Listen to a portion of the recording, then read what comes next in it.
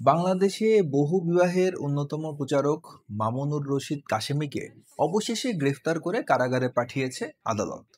কাশেমীর তৃতীয় স্ত্রী তামান্না খাতুনের পক্ষে তার মামি বাদী হয়ে নারী ও শিশু নির্যাতন দমন আইনে কাশেমীর বিরুদ্ধে মামলা করেন। সেই মামলায় তাকে গ্রেফতার করা হয়। বাংলাদেশের বেশিরভাগ মানুষ এতে খুশি। খুবই ভালো কথা। একজন নারী নির্যাতক শিশুকামীকে গ্রেফতারের খবরে যে কোনো শুভবুদ্ধি সম্পন্ন মানুষেরই খুশি হওয়ারই কথা।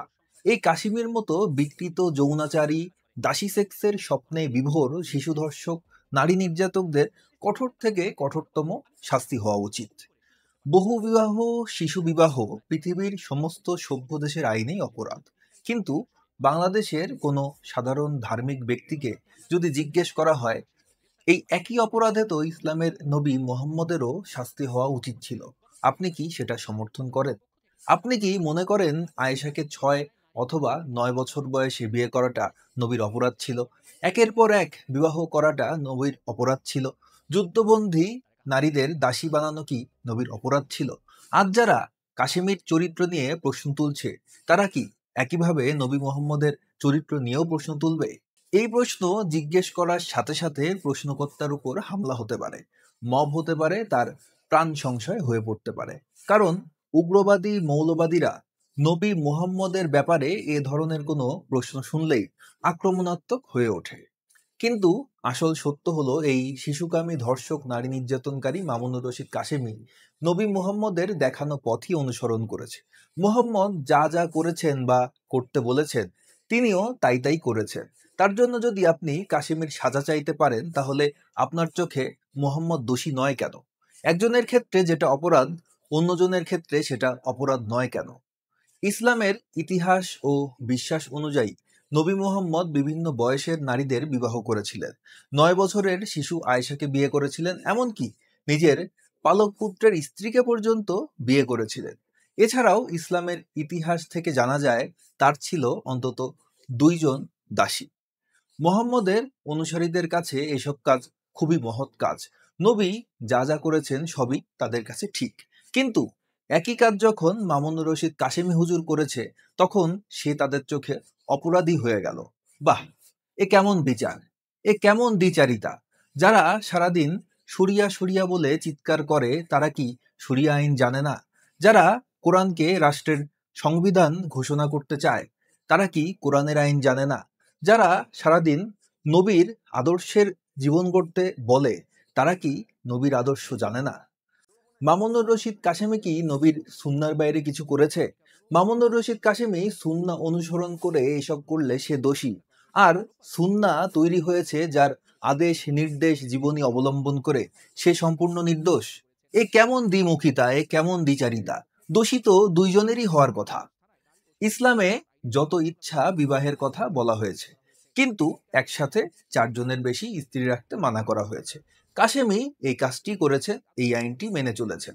ইসলামে দাসী সেক্সকে বৈধতা দেওয়া হয়েছে। এ কারণে কাশেমী সমাজে দাসপ্রথা ফিরিয়ে আনতে চেয়েছেন। তিনি 100 দাসী রাখার স্বপ্ন দেখেছেন। সভ্য সমাজের সেকুলার আইনে সে দোষী, সে অপরাধী। কিন্তু ইসলাম অনুযায়ী তার দোষটা কোথায়?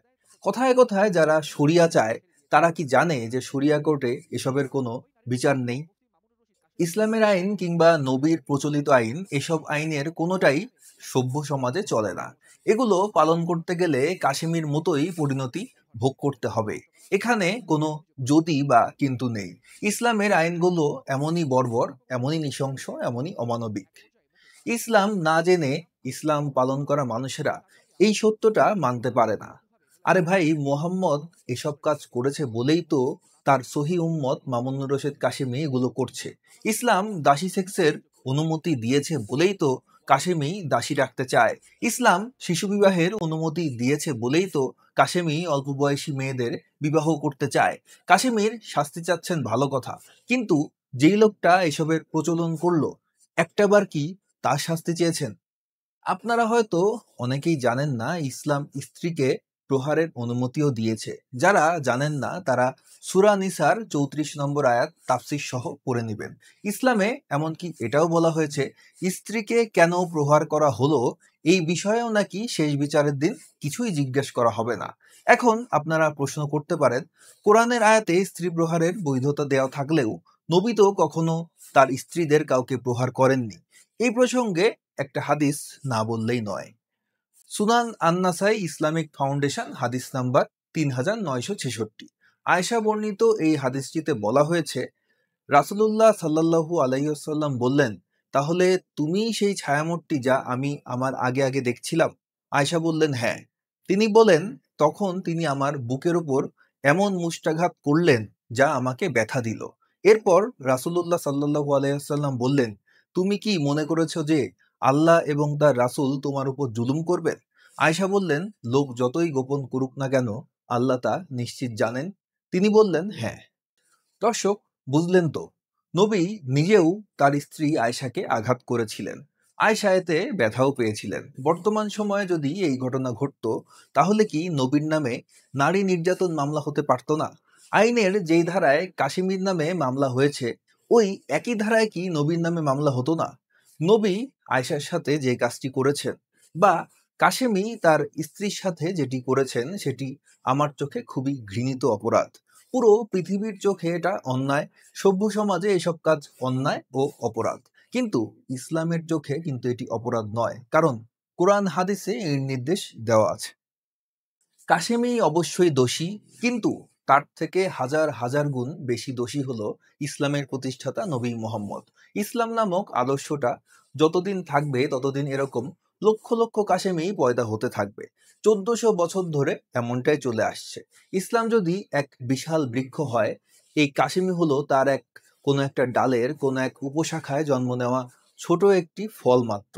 আপনি ইসলাম নামক বৃক্ষের গোড়ায় নিয়মিত পানি দেবেন, সার দেবেন, আর তাতে কাশিমের মতো ফল ধরবে না, তা তো হয় না।